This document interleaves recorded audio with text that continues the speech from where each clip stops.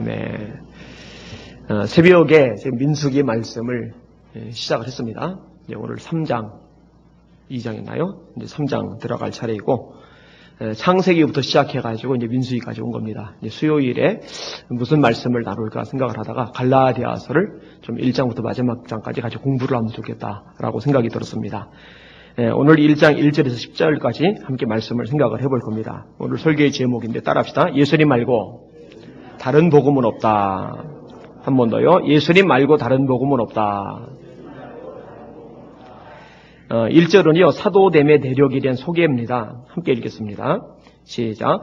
사람들에게서 난 것도 아니요 사람으로 말미암은 것도 아니요 오직 예수 그리스도와 그를 죽은 자 가운데서 살리신 하나님 아버지로 말미암아 사도된 바울은, 우리가 알다시피 사도 바울은요 예수 믿는 사람들을 박해하던 사람입니다. 사도행전 8장 1절에 이렇게 기록되어 있습니다. 사울은 그가 죽임당함을 마땅히 여기더라. 그래서 그는 스데반입니다. 스데반이 죽을 때 증인들의 옷을 지키던 사람이 바로 사울이거든요.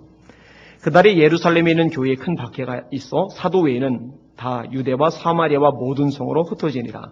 경건한 사람들이 스데반을 장사하고 위하여 크게 울더라. 사울이 교회를 잔멸할세 각 집에 들어가 남녀를 끌어다가 옥에 넘기니라. 굉장히 열정을 가지고 예수 믿는 사람을 잡아들여서 감옥에 집어넣던 일을 하던 사람이 바로 사울입니다. 바울이죠, 바울. 사도행전 9장에도 이런 바울의 모습은 변함이 없습니다. 사울이 주의 제자들에 대하여 여전히 위협과 살기가 등등하여 대제사장에게 가서 다메섹 여러 회당에 가져갈 공무를 청하니 이는 만일 그 도를 따르는 사람을 만나면 남녀를 막론하고 결박하여 예루살렘으로 잡아오려 함이라. 예루살렘 지역만이 아니라 다메섹 지역에도 회당이 있는데 그런 지역에까지 고난을 받아가지고 가는 거예요. 목적은 하나, 예수 믿는 사람 잡아들이려고. 이제 보통 열심을 가지고 교회를 박해했던 인물이 아닌 거죠. 사실 바울이 이런 일을 한 것은요, 그의 성격이 폭력적이거나 아니면 난폭해서 그런 건 아닙니다. 소신을 가지고 있어요. 사실은 하나님을 위하는 열정을 가지고 있어요. 지난번에 강의를 듣는 중에 재미난 말이 있더라고요. 이게 똑똑하고 열심 있는 사람, 똑똑하고 게으른 사람, 멍청하고 열심 있는 사람, 멍청하고 게으른 사람. 이 네 가지 사람 중에 진짜 해를 많이 끼치는 사람이 누구냐? 멍청한 데다가 게으르기까지 한 사람이라고 생각하기 쉬운데 사실은 그게 아니라는 거죠. 멍청한 데다가 부지런한 사람이 진짜 해를 많이 끼친대요. 멍청하면은 차라리 부지런하지 않은 게 손해를 덜 주는데 멍청한 데다가 부지런하기까지 하니까 해서는 안 될 짓을 자꾸만 저지르는 거죠. 바울 사도가 나중에 로마서에서 그런 말을 합니다. 열심은 있는데 지식을 쫓은 게 아니다. 이게 이제 유대인들의 모습이었거든요. 근데 그것은 바울 자신의 모습이기도 했어요. 열심은 있는데 사실은 성령의 지혜, 하나님의 지혜로 열심 낸 사울의 모습은 아니었거든요. 사울이 자기 머리로 생각해 볼 때 분명히 율법서에 나무에 달린 자는 저주를 받은 자입니다. 예수님은 나무 십자가에 달렸습니다. 그러면은 적용해 볼 때 예수님은 저주받은 자입니다. 하나님에 의해서 저주받아 나무에 매달려 죽은 예수님을 하나님의 아들이라 메시아라고 부르는 기독교인들은 그럼 어떤 결과가 되는 거예요? 신성모독자가 되는 거예요. 살려두면 안 돼요. 죽어도 마땅합니다. 그래서 예수 믿는 사람을 사명감 가지고 잡아주기로 천지서방 돌아다녔던 겁니다. 그런데 사울이 알지 못했던 것이 뭐냐면요. 예수님이 저주를 받은 것은 맞는데 자신이 죄를 짓고 그 죄값으로 저주를 받은 게 아니라 저주받아 마땅한 사람들의 죄를 대신 짊어지고 대신 저주를 받았다는 것. 이걸 바울이 몰랐던 거예요. 율법에 의하면 예수님이 저주받은 자 맞아요. 그런데 그 저주는 당신의 죄값 때문이 아니라 우리들의 죄값 때문에 대신 저주를 받은 거거든요. 바울이 그거를 깨닫지를 못했던 겁니다. 그래서 이리저리 뛰어다니던 겁니다. 이런 바울이 다메섹 도상에서 예수님을 만납니다. 그것이 이제 사도행전 9장에 언급이 되고 있죠. 사울이 길을 가다가 다메섹에 가까이 이르더니 호련히 하늘로부터 빛이 그를 둘러 비추는지라. 땅에 엎드러져 들음에 소리가 있어 이르시되 사울아 사울아 네가 어찌하여 나를 박해하느냐 하시거늘 대답하되 주여 누구시니까? 이르시되 나는 네가 박해하는 예수라. 너는 일어나 시내로 들어가라. 내가 행할 것을 내게 이를 자가 있느니라 하시니 같이 가던 사람들은 소리만 듣고 아무도 보지 못하여 말을 못하고 서 있더라. 사울이 땅에서 일어나 눈은 떴으나 아무것도 보지 못하고 사람의 손에 끌려 다메섹으로 들어가서 사흘 동안 보지 못하고 먹지도 마시지도 아니하니라. 사울이 사람들을 잡아다가 감옥에 가두는 일을 하기 때문에 혼자 다니지는 못하죠. 여럿이서 반발을 하면은 무슨 수로 그것을 강제로 집행을 하겠어요. 그러니까 사람들이 이렇게 몰고서 같이 다니는 거예요. 그런데 같이 다니다가 사울이 혼자서 꼬꾸라진 겁니다. 주님의 음성을 혼자서 제대로 들은 겁니다. 다른 사람들은 영문을 몰라요. 그냥 놀랄 뿐이죠. 그리고 사울은요, 그 즉시로 눈이 머는 거죠. 그래서 3일간 먹지도 못하고 마시지도 못하는 상태에 놓여있게 됩니다.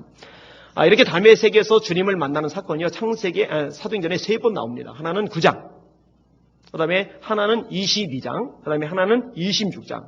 그러니까 사도행전에서 굉장히 중요한 역할을 하는 것이 이 다메섹의 회심 사건입니다. 의미가 있죠, 당연히. 이 바울의 변화를 기록한 내용이니까. 사도행전 22장에 보면은요, 이 사건, 다메섹에서 예수님을 만난 사건 잠시 후에 바울이 예수님으로부터 사명을 받습니다. 사도행전 22장 17절 읽어드릴게요. 후에 내가 예루살렘으로 돌아와서 성전에서 기도할 때에 황홀한 중에 봄에 주께서 내게 말씀하시되 속히 예루살렘에서 나가라. 그들은 내가 내게 대하여 증거하는 말을 듣지 아니하리라 하시거늘 내가 말하기를 주님 내가 주를 믿는 사람들을 가두고 또 각 회당에서 때리고 또 주의 증인 스데반이 피를 흘릴 때에 내가 곁에 서서 찬성하고 또 죽이는 사람들의 옷을 지킨 줄 그들도 아나이다. 나더러 또 이르시되 떠나가라. 내가 너를 멀리 이방인에게로 보내리라 하셨느니라. 여러분, 예수님께서 바울을 어디로 보냅니까? 유대로 보내요? 아니죠. 이방으로 보내죠. 그래서 바울의 별명이 이방인의 사도입니다. 베드로는 유대인의 사도고요. 바울은 이방인의 사도고요. 그렇게 되는 겁니다. 그런데 이처럼 바울이 사도가 된 것은요, 지금 제가 설명을 드린 대로 자기가 임의로 된 게 아닙니다. 아니면 제사장이나 먼저 사도된 사람이 너 사도해라고 시킨 게 아닙니다. 그 내용을 바울 사도가 갈라디아서 1장 1절에 설명하는 겁니다. 사람에게서 난 것이 아니다. 사람으로 말미암은 것이 아니다. 예수님께서 나를 사도로 세우셨다. 할렐루야. 누가 바울을 사도로 세우셨어요? 예수님께서 세우신 겁니다. 여러분, 목회자들에게 가장 필요한 것, 가장 중요한 게 뭐라고 생각을 하십니까? 어떤 분은 능력을 얘기를 해요. 어떤 분은 설교를 이야기를 해요. 어떤 분은 리더십을 이야기를 해요. 이렇게 다양한 것들을 이야기를 끄집어낼 수가 있습니다만, 그런데 이런 것들보다 최우선적으로 요구되는 것이 하나가 있어요. 그게 뭔지 아세요? 소명의 확신입니다. 하나님이 나를 부르셨고 목회자로 세우셨다. 나는 하나님이 선택한 하나님의 종이다라는 이 소명의식, 이것이 본질적인 겁니다. 이게 없으면요, 주님의 일 못합니다. 힘들어도 물러가고요, 어려워도 주저앉고요, 감정이 상해도 포기할 수밖에 없습니다. 그런데 하나님이 나를 세우셨다는 소명의식이 확실하면요, 어려워도 힘들어도 고통이 있어도 외로워도 감정이 상해도 자기 자리를 지킬 수가 있거든요. 저에게는 이 소명의식이 뚜렷하게 있어요. 저는 하나님이 저를 세우셨다는 것, 저를 부르셨다는 것, 저를 목사가 되게 하셨고 말씀을 전하는 자로 세우셨다는 것 손톱만큼도 의심하지 않아요. 그런데요, 이런 의식은요, 목회자들 스스로에게 반드시 있어야 할 뿐만 아니라 성도들에게도 필요합니다. 여러분들은 하나님이 저를 예수님께 담임 목사로 세우셨음을 믿으십니까? 여러분은 하나님께서 우리 이전사님을 하나님의 종으로 부르셨다는 것을 인정하십니까? 이게 정말로 필요합니다. 에베소서 4장 11절에 이렇게 말씀합니다. 주께서 혹은 사도로 혹은 선지자로 혹은 복음 전하는 자로 혹은 목사와 교사로 주셨으니. 자, 사도 누가 주셨다고요? 예수님이. 목사와 교사 누가 주셨다고요? 예수님이. 주께서라고 분명히 말씀하고 있어요. 주께서 주셨으니. 이들이 하는 일은 무엇입니까? 성도를 온전하게 하여 봉사의 일을 하게 하며 그리스도의 몸을 세우게 하려 하심이니라. 사실 이런 의식이 명확할 때 그 권위를 인정하고 순종하는 것도 가능해지는 겁니다. 오늘날요, 목회자들 스스로에게도 이 소명의식이 결여된 사람들이 많아요. 그래서 목회 일을 하다가 참 어려울 경우, 힘들 경우 세게 됩니다. 사실은 사모님들에게도 이런 소명의식이 모자란 사람들이 꽤 있어요. 그리고 성도들에게도 이런 소명에 대한 개념 자체가 없는 사람들이 꽤 있어요. 그래서 아무나 될 수 있다고, 아무나 할 수 있다고. 이제 거기서 이제 교회에 어려움이, 문제들이 발생할 수밖에 없는 거죠. 하나님이 세우시는 겁니다. 하나님이. 이건 기초입니다. 자, 이렇게 자기가 어떤 존재인지를 말한 이 바울이요, 갈라디아 교회 성도들에게 두 가지를 빌어줍니다. 그것이 제가 가끔 인용하는 은혜와 평강입니다. 2절과 3절 말씀을 같이 읽겠습니다. 시작. 함께 있는 모든 형제와 더불어 갈라디아 여러 교회들에게 우리 하나님 아버지와 주 예수 그리스도로부터 은혜와 평강이 있기를 원하노라. 아멘.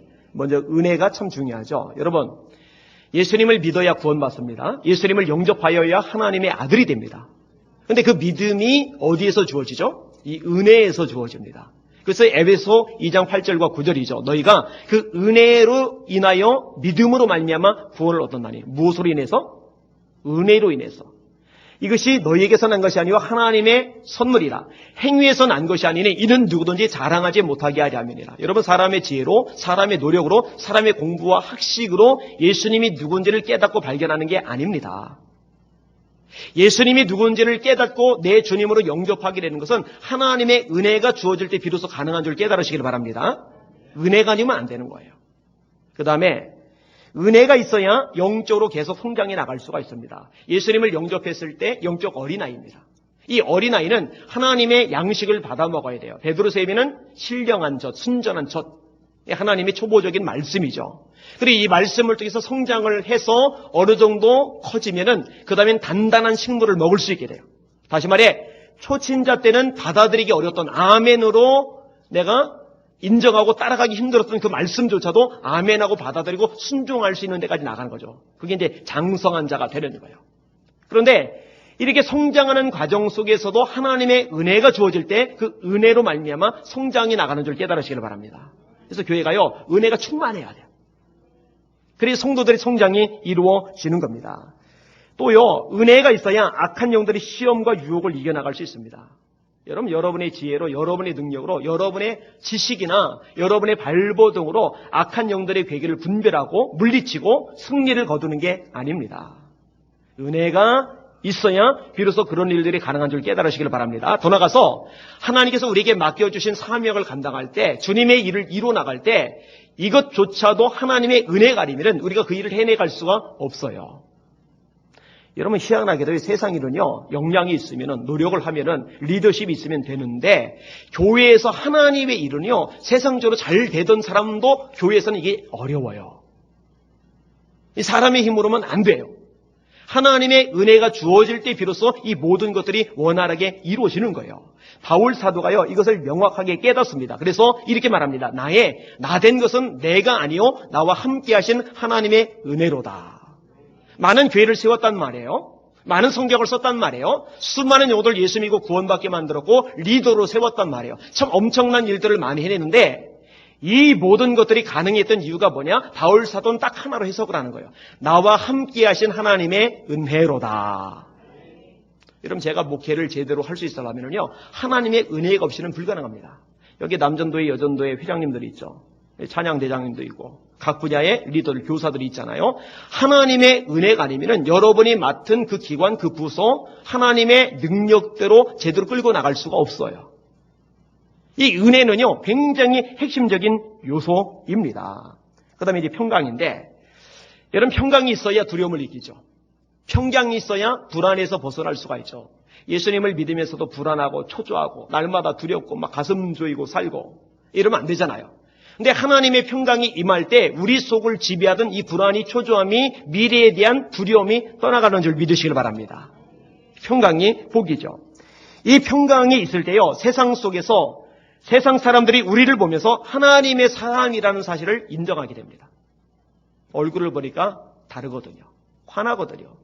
이그러지고 찌든 모습, 시달린 모습, 상처받고 원망에 섞인 으둥거리는 그런 모습들을 세상에서 많이 보는데, 그런 사람들만 보다가 예수 믿는 사람을 봤더니 그 얼굴이 화평 가운데 있단 말이에요.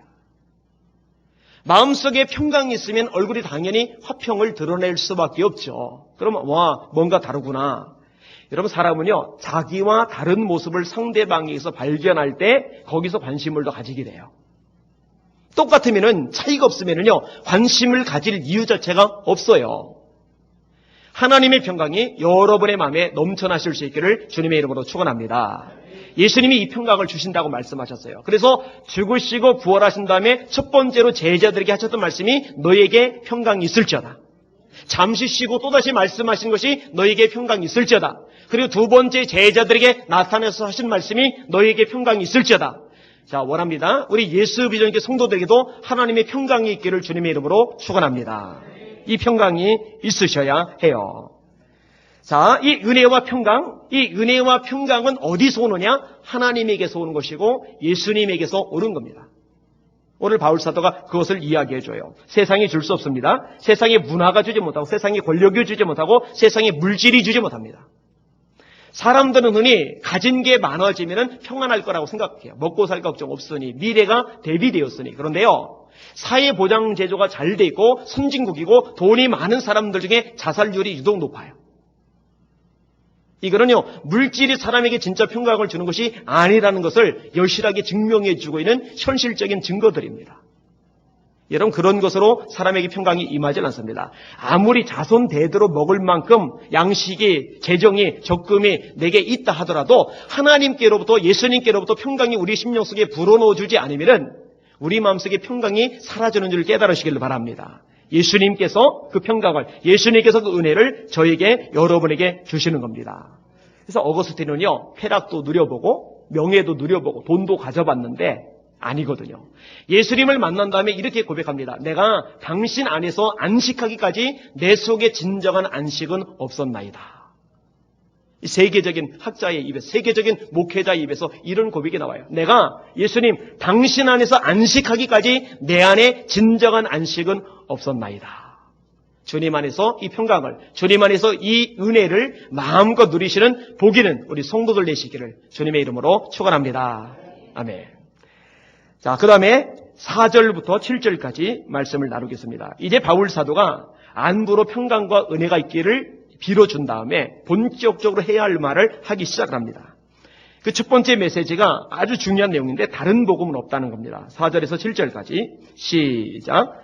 그리스도께서 하나님 곧 우리 아버지의 뜻을 따라 이 악한 세대에서 우리를 건지시려고 우리 죄를 대속하여 위하여 자기 몸을 주셨으니 영광이 그에게 세세토록 있을지어다. 아멘.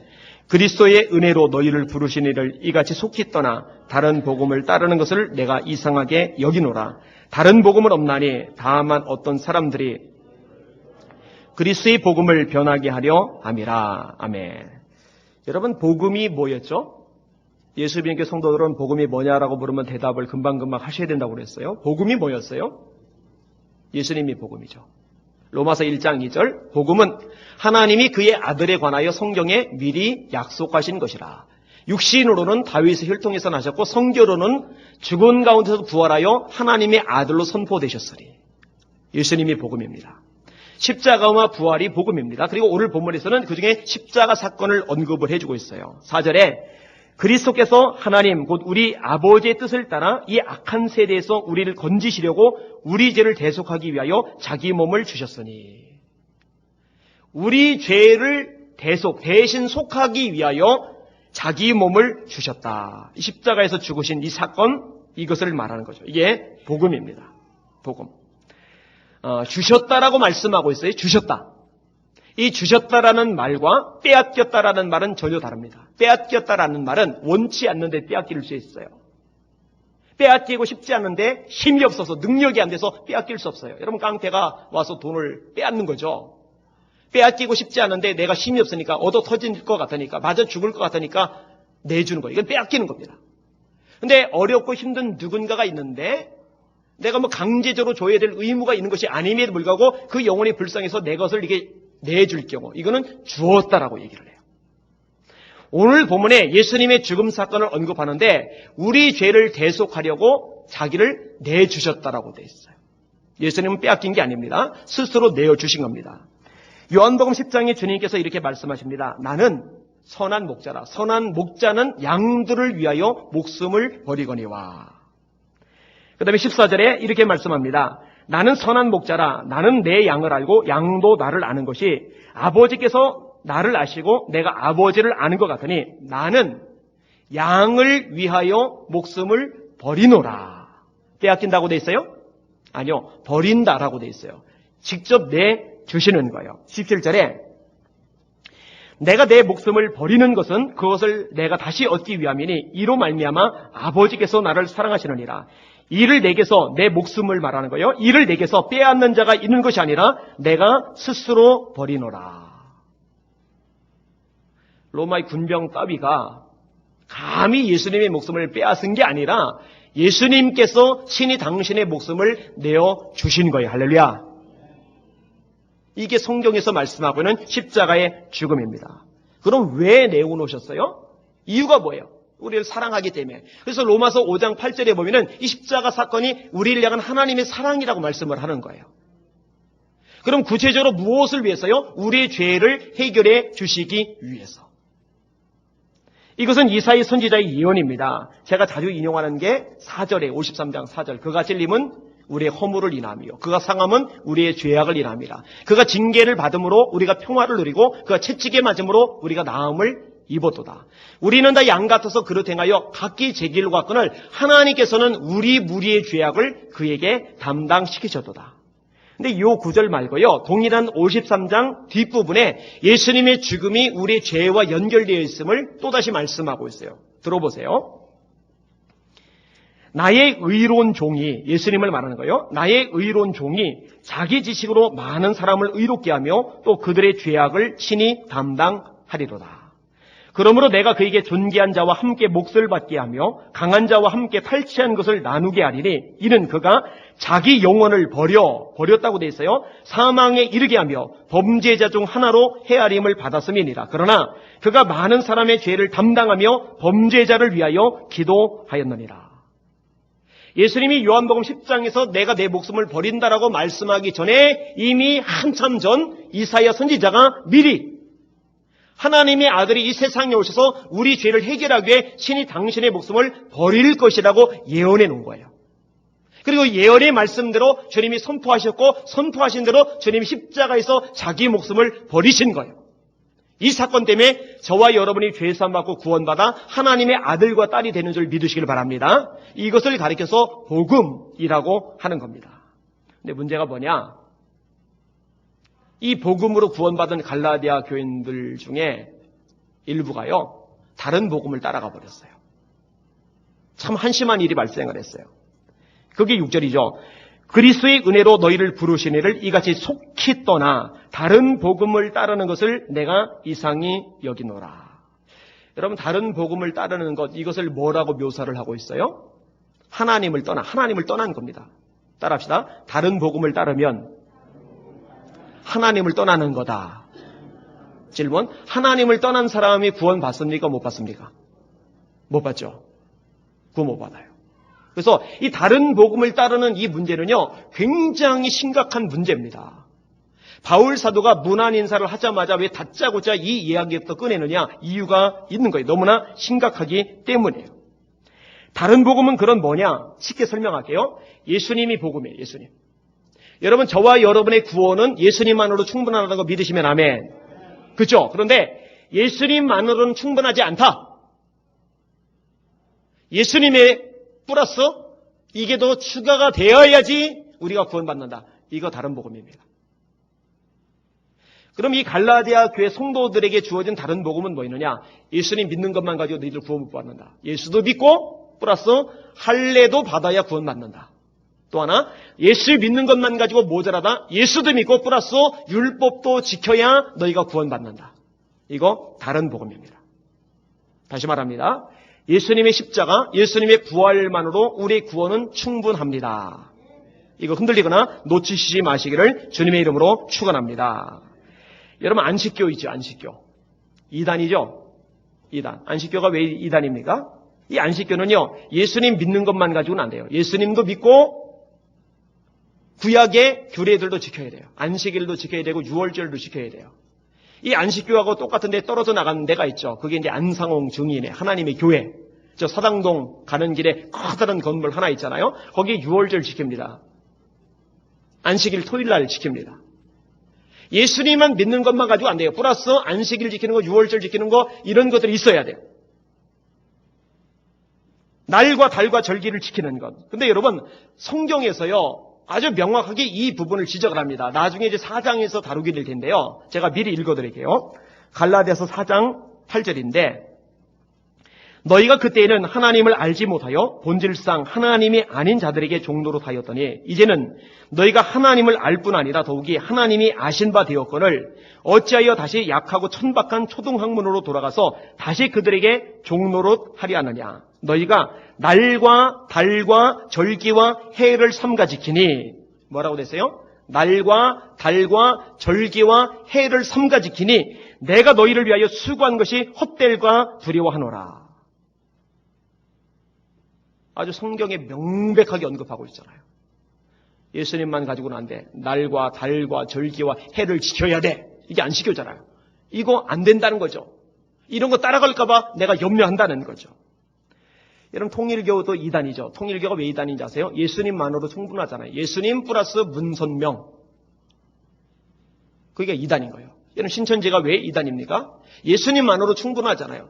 예수님 플러스 비유풀이. 예수님 플러스 이만희.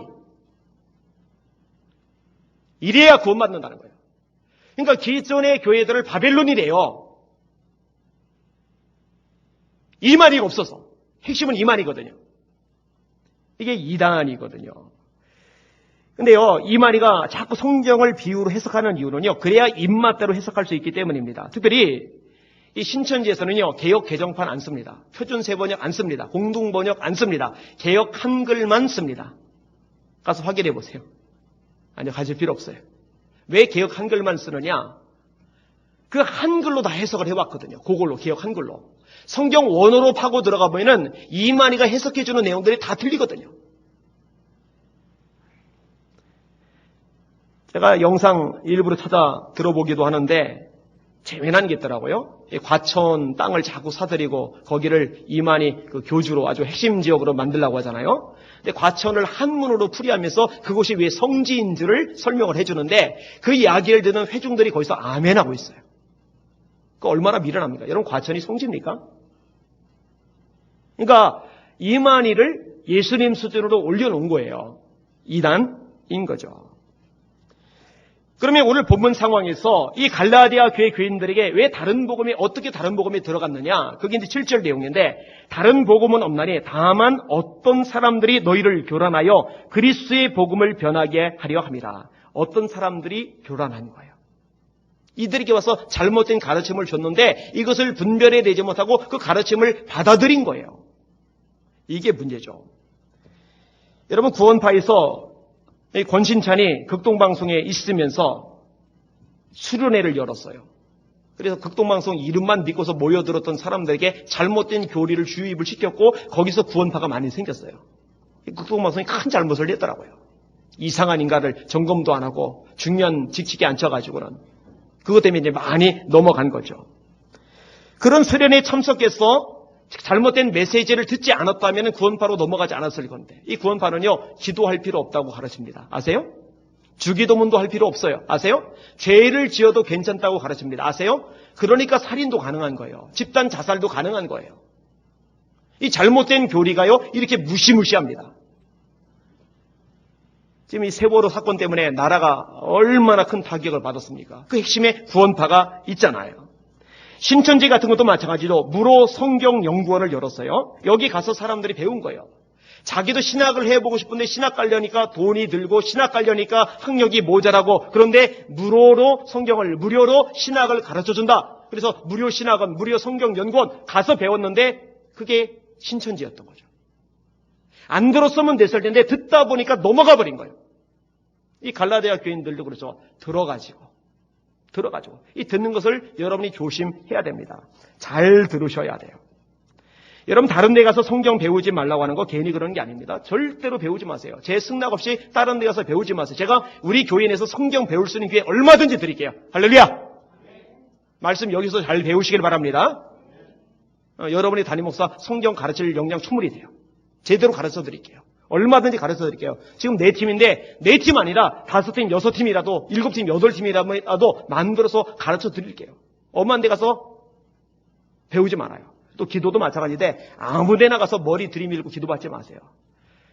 아까 어떤 친구가 전화를 했어요. 목사님인데 다른 목사님하고 이제 얘기하던 거 가지고 이제 정리가 안 되니까 저한테 이제 물어보러 전화를 한 거예요. 근데 이런저런 사람에게 안수를 받았는데 안수를 받다가 잘못된 걸 받은 거예요. 여러분, 이 안수는요, 굉장히 조심해서 받아야 되는 게 영의 흐름이거든요. 그러니까 이단이나 잘못된 영을 가진 사람으로부터 안수를 받으면은요, 성령이 아니라 악령이 들어가요. 그거 한번 들어가면은요, 참 골치 아파집니다. 다시 말합니다. 아무 데서나 머리 들이밀고 기도받지 마세요. 만약에 제 승낙 없이 아무 데나 가서 성경 배우고 아무 데나 가서 기도받고 하는 사람이 있으면은요, 그거 시리아일 거예요. 혹시 하는 사람 있으면 저한테 미리 이실 짓고 하세요. 저한테 고백을 하세요. 그렇게 하면 안 돼요. 그러다가 위험해지는 겁니다. 자, 마지막 부분 좀 다룰게요. 이 다른 복음에 대해서 바울 사도가 굉장히 강력한 태도와 자세를 취하고 있는데, 자, 8절에서 10절까지 같이 읽어볼게요. 시작. 그러나 우리나 혹은 하늘로부터 온 천사라도 우리가 너에게 전한 복음 외에 다른 복음을 전하면 저주를 받을지어다. 우리가 전에 말하였거니와 내가 지금 다시 말하노니 만일 누구든지 너희가 받은 것 외에 다른 복음을 전하면 저주를 받을지어다. 이제 내가 사람들에게 좋게 하랴 하나님께 좋게 하랴 사람들에게 기쁨을 구하랴 내가 지금까지 사람들의 기쁨을 구하였다면 그리스도의 종이 아니니라. 아멘. 복음, 원래 복음 외에 다른 복음을 전하는 사람이 있다면 처음에 우리라 해도 사도라 해도 여기는 바울도 들어가요. 바울인 나라고 해도 저주받을지어다. 하늘에서 내려온 천사들이라 할지라도 저주받을지어다. 이것이 8절과 9절 두 번이나 아주 세게 나와요. 아주 무시무시한 말씀이죠. 저주를 받을지어다. 저주를 받을지어다. 이거 참 두렵고 떨리는 겁니다. 여러분, 제가 WCC에 대해서 자꾸 비판하는 이유가 뭔지 아세요? 이 다른 복음이기 때문에 그래요. NCCK 역시 마찬가지입니다. 종교 혼합주의죠. 예수님 말고도 구원이 있다라고 인정하는 거예요. 오늘 금천구청 신우에 가서 말씀을 전했어요. 말씀을 전하고 나서 거기 임원되는 분들하고 이야기를 나누면서 제가 이야기를 또 끊지 못했어요. 참 큰일이다. 한국에서 이름만 대도 알만한 큰 교회, 유명한 목사들조차도 분별을 못하고 넘어간다. 제가 대놓고 말했어요. 지도자가 무식하면 죄다. 지도자가 무지하면 죄다. 왜냐하면 그 사람이 괜찮다고 한 것 때문에 저 목사님이 괜찮다고 하는데 괜찮은가 보다 하고 우르르 따라갈 사람들이 한둘이 아니란 말이에요. 그러다가 엉뚱한 짓 하면 그거 도대체 누가 책임을 질 거예요. 그거 두렵고 떨리는 일입니다. 정말로 무시무시한 일입니다. 여러분, 앞으로 점점 더 복음을 지키기 어려운 시대가 될 겁니다. 오직 예수, 이 메시지가 세상 사람들로부터 점점 더 공격을 받을 겁니다. 배타적이다, 독선적이다, 이기적이다, 자기중심적이다, 조화를 이룰 줄 모르는 이기적인 기독교인들이라 하여튼 별별 소리가 다 들릴 것이고, 거꾸로 석가탄신일에 교회, 신학교 앞에 부처님 오심을 축하합니다. 현수막이라도 걸어야 현대적이고 진보적이고 통하는 사람이고 사고가, 지평이, 지성이 뛰어난 사람이라고 인정받는 시대가 올 겁니다. 아니, 이미 왔어요. 그래서 한신대학교 그거 맨날 걸어놓으면 일반 신문에서 참 종교 평화, 종교 화합이다 좋다고 그러잖아요. 한신대학생들 신입생 활연회 때 요가 같은 걸 하더라고요. 그거 힌두교잖아요. 이건 배교입니다. 이거는 죄입니다. 끔찍한 일이에요. 미국 장로교라고 있어요. PCUSA라고. 이 장로교단이요, 점점 감소를 하고 있어요.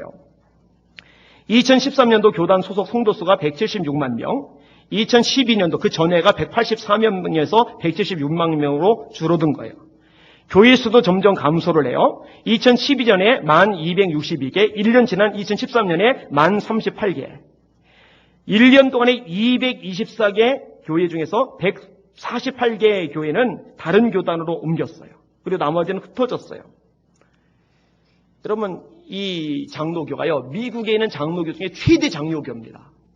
근데 뭐 때문에 이렇게 감소 현상이 일어났는지 아세요? 여기서 결의를 했거든요. 무슨 결의를 했느냐? 동성애자도 목사 될 수 있다. 이게 교단의 공식 상입니다. 2012년 재작년도 총회에서 교단 헌법 개정안을 통과시켰어요. 그런데요, 지금도 미국의 최대 장로교단이에요. 저는 이해가 안 가요. 아직까지 거기에 남아있는 교회들은 왜 남아있을까? 그거 탈퇴해야 되지 않나? 여러분 어떻게 생각하세요? 탈퇴해서 따로 교단을 세우든지 아니 그 총회를 뒤집어 엎든지. 여러분 우리 교단이 NCCK 가입하려 했을 때 제가 결사적으로 막았어요. 왜 막았겠어요? 이 복음, 다른 복음으로 가면은 바울 사도의 편대로 그 저주받을 수 있기 때문에 그래요. 이거는 두렵고 떨리는 일입니다.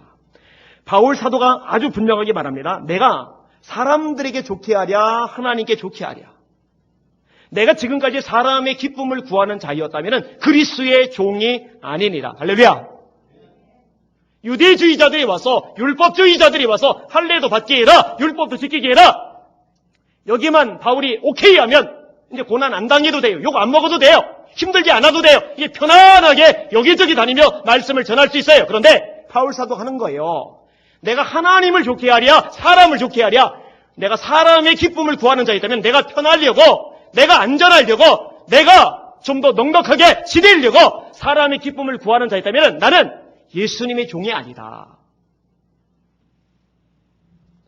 저와 여기 있는 여러분들은 예수님의 종으로 서야 될 것입니다.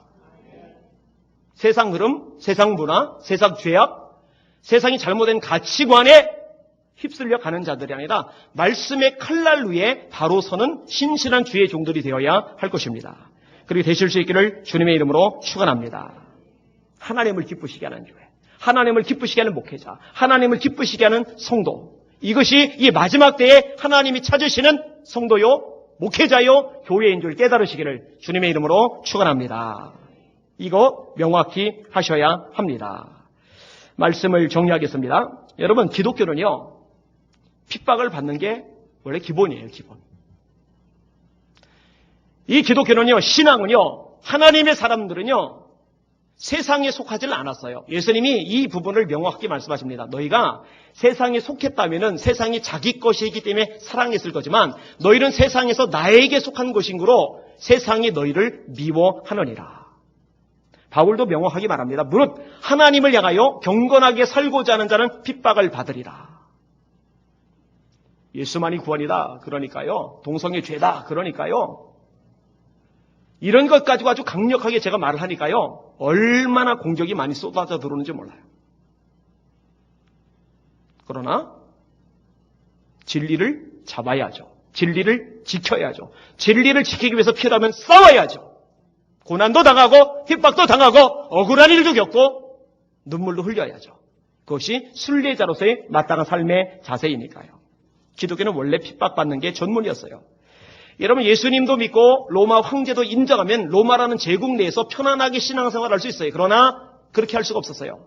예수님은 메시아지만 로마 황제는 피조물일 뿐이다. 그도 하나님의 심판 아래 놓여있다. 그러니 로마 황제의 진노를 살 수밖에 없었고 무시무시하게 박해를 당하고 엄청난 사람이 죽을 수밖에 없었어요. 원형 경기장 내에서. 일제 때 예수도 믿고 신사참배도 인정하면 일본이 교회 해산 안 시켜요.